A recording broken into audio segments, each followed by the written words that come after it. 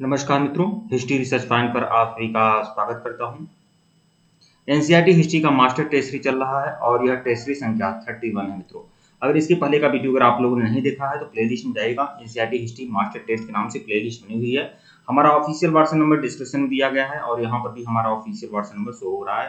8318397276 हमारा official WhatsApp number है। 1499 रुपए का कंप्लीट कोर्स है। जो लोग हमारे कोर्स को ज्वाइन करना चाहते हैं ज्वाइन कर सकते हैं और इसमें आपको क्लास 6 to 12 की पूरी NCERT handwritten notes, PPT notes, lectures video के सारे नोट्स आपको मिलेंगे और 2500 क्वेश्चन की मास्टर टेस्ट सीरीज भी आप लोग को मिलेगी। तो जो लोग हमारे कोर्स को ज्वाइन करना चाहते हैं ज्वाइन कर सकते हैं। यूपीएससी के लिए, स्टेट पीसीएस के लिए, KVS, NDA, UPSC, TGT, PGT के लिए और बीपीएससी, पीजीटी के लिए सबके लिए इंपॉर्टेंट है ये। ठीक है, आइए शुरुआत करते हैं। टेलीग्राम आप सभी लोग ज्वाइन कर लें, लिंक डिस्क्रिप्शन में दिया गया है। लगभग 2500 क्वेश्चन की मास्टर टेस्ट सीरीज आप लोग के सामने है। प्रश्न संख्या 1 देखिएगा, किस मध्यकालीन साम्राज्य ने आर्थिक और सांस्कृतिक क्षेत्र में उत्तर और दक्षिण के बीच सेतु का काम किया था? तो वो है राष्ट्रकूट। विकल्प सी जो है आपका सही है। 8वीं से 10वीं सदी के बीच में पाल, प्रतिहार और राष्ट्रकूटों ने अपना नियंत्रण स्थापित करने के लिए उत्तर से दक्षिण के प्रदेशों पर आक्रमण किए। उपयुक्त तीनों में से सबसे दीर्घायु राष्ट्रकूट साम्राज्य था, जिसने आर्थिक और सांस्कृतिक क्षेत्र में विकास से उत्तर दक्षिण के बीच सेतु का काम किया। प्रश्न 2 देखिएगा, पाल वंश की स्थापना किसने किया था? पाल वंश की स्थापना किया था गोपाल ने। विकल्प सी जो है आपका सही है। उपयुक्त दोनों कथन सत्य है। 770 ईस्वी में गोपाल की मृत्यु हो जाने के बाद धर्मपाल ने 810 तक शासन किया। ये 750 में क्या हुआ था? पाल वंश की स्थापना हुई थी। 750 से 770 तक गोपाल ने राज किया और 775 से 810 तक धर्मपाल ने शासन किया। धर्मपाल को राष्ट्रकूट राजा ध्रुव ने पराजित किया था। इससे पहले ध्रुव प्रतिहारों को भी शिकस्त दे चुका था। मतलब ध्रुव राष्ट्रकूट वंश का वो शासक था जिसने धर्मपाल को भी पराजित किया था और प्रतिहार शासकों को भी पराजित किया था। प्रतिहार शासक नागभट्ट को पराजित किया था ध्रुव ने। ठीक है।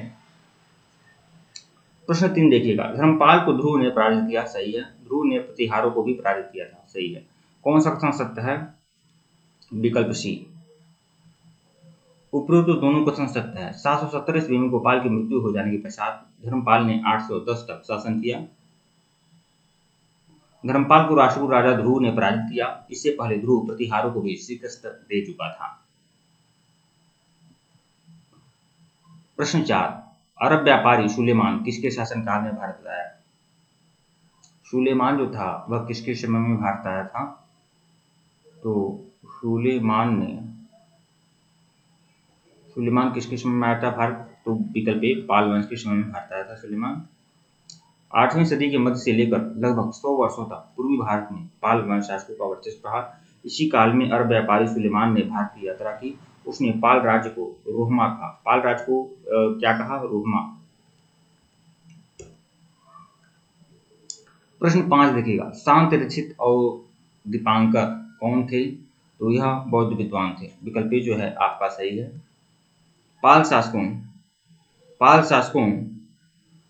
के तिब्बत के साथ घनिष्ठ सांस्कृतिक संबंध थे। इन्होंने शांतरक्षित और दीपांकर जैसे बौद्ध विद्वानों को तिब्बत में आमंत्रित किया और उन्होंने बौद्ध धर्म के नए रूप का प्रचार किया। प्रश्न 5 देखिएगा, निम्नलिखित में से निम्नलिखित कथनों पर विचार करना है। विचार करिए। पालों के दक्षिण पूर्वी एशिया के साथ व्यापारिक और सांस्कृतिक संबंध थे। सही है। देवपाल ने शैलेंद्र शासक को नालंदा में बिहार बनाने की अनुमति दी थी। सही है। देवपाल ने विक्रमशिला विश्वविद्यालय की स्थापना की। ये सही नहीं है भैया। 1 सही है, 2 भी सही है, 3 नहीं सही है। कौन सा कथन असत्य है? तो केवल 3। व्याख्या देखिएगा, पालों का दक्षिण पूर्वी एशिया के साथ व्यापार काफी लाभदायक था। इससे साम्राज्य में संपन्नता आई। अतः दक्षिण पूर्वी एशिया के साथ पालों के व्यापारिक और सांस्कृतिक संबंध थे।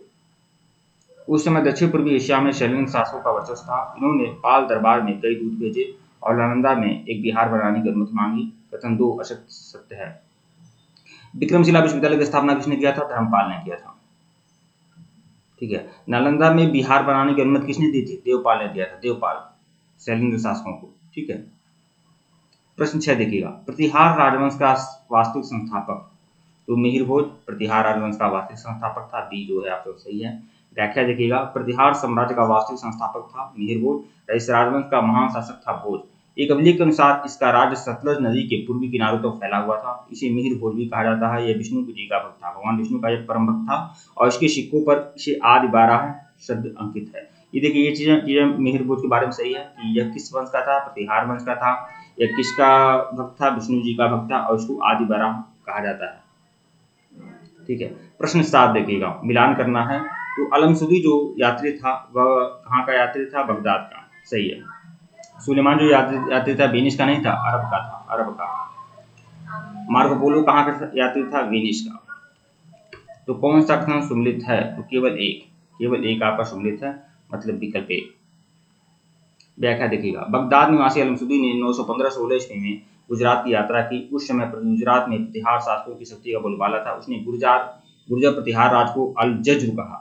गुर्जर जो प्रतिहार राज है उसको अल जज्र किसने कहा था, ये आपका अलमसुदी ने, ठीक ने। अलमसुदी ने, जब बगदाद का निवासी था अलमसुदी, उसने प्रतिहार राज की यात्रा की, गुजरात की यात्रा की, तो उसने गुर्जर प्रतिहार राज को अल जज्र कहा और आदि बारह का बिगड़ा रूप है अल जज्र, ठीक है। सुलेमान एक अरब व्यापारी था, कहाँ का था, अरब व्यापारी था और 9वीं सदी के मध्य में भारत आया था और उस समय भारत में किसका शासन था, पूर्वी भारत पर पाल वंश का। वेनिस का यात्री था मार्को पोलो और उसने विजयनगर की यात्रा किया था और चीन की भी यात्रा किया था। प्रश्न 8 देखिएगा, दंतिदुर्ग ने राष्ट्रकूट राजवंश की स्थापना की। राष्ट्रकूट राजवंश का संस्थापक कौन था, दंतिदुर्ग। इसने मान्यखेट को अपनी राजधानी बनाया, मान्यखेट मतलब मालखंड तो राजधानी बनाया था। तो ए भी सही है, 2 भी सही है, 1 और 2 कौन सा कथन सत्य है, विकल्प सी। उपरोक्त दोनों कथन सत्य है। दक्कन में राष्ट्रकूट राजवंश की स्थापना दंतिदुर्ग ने की थी। आधुनिक सोलापुर के निकट मानखेट और मालखंड को उसने क्या बनाया, राजधानी बनाया। उत्तरी महाराष्ट्र के पूरे प्रदेश पर अपना वर्चस्व स्थापित किया था। प्रश्न 9 देखिएगा, राष्ट्रकूट राजा कृष्ण तृतीय ने चोलों को पराजित करके रामेश्वरम में विजय स्तंभ स्थापित किया। तो राष्ट्रकूट राजा कृष्ण तृतीय ने चोल शासक परांतक उसको पराजित किया था और रामेश्वरम में विजय स्तंभ की स्थापना की। दूसरा देखिएगा, राष्ट्रकूटों ने सहिष्णुता की नीति अपनाते हुए मुसलमान व्यापारियों को अपने राज्य में बसने की अनुमति दी। ये भी सही है, ठीक है, 1 भी सही है और 2 भी सही है। कौन सा कथन सत्य है, तो विकल्प सी, 1 और 2 दोनों बातें सही है। देखिए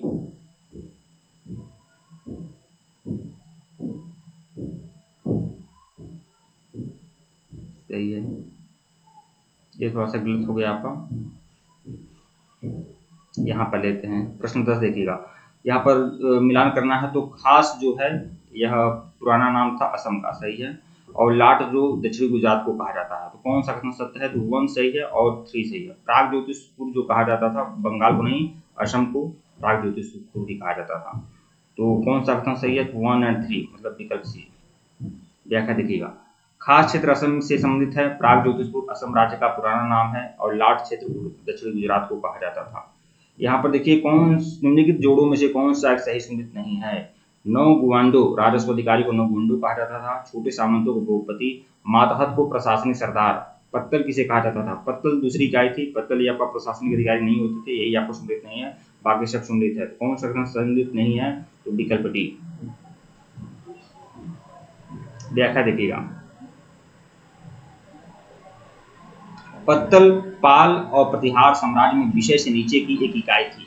पत्तल क्या थी, पाल और प्रतिहार साम्राज्य में विषय से नीचे की इकाई थी पत्तल, जिनका कार्य भू राजस्व की वसूली और शांति व्यवस्था बनाए रखना था। अन्य विकल्पों के युग में जो है सही सम्मिलित है। नमस्कार, धन्यवाद मित्रों, वीडियो को लाइक और चैनल को सब्सक्राइब करिएगा। और यह हमारा ऑफिशियल व्हाट्सएप नंबर है 8318397276 हमारा ऑफिशियल व्हाट्सएप नंबर है। 1499 रुपये का कंप्लीट कोर्स है, आप लोग ज्वाइन कर सकते हैं। बीपीएससी टीजीटी पीजीटी के लिए कंप्लीट एनसीईआरटी हिस्ट्री का कंप्लीट कोर्स है आप लोग का, और लगभग 2500 क्वेश्चन की मास्टर टेस्ट है, 6 to 12 की पूरा handwritten notes, PPT notes, lectures video के सारे नोट्स सब कुछ उपलब्ध मिलेंगे। तो आप हमारे ऑफिशियल व्हाट्सएप नंबर पर मैसेज कर सकते हैं। धन्यवाद आप लोग को।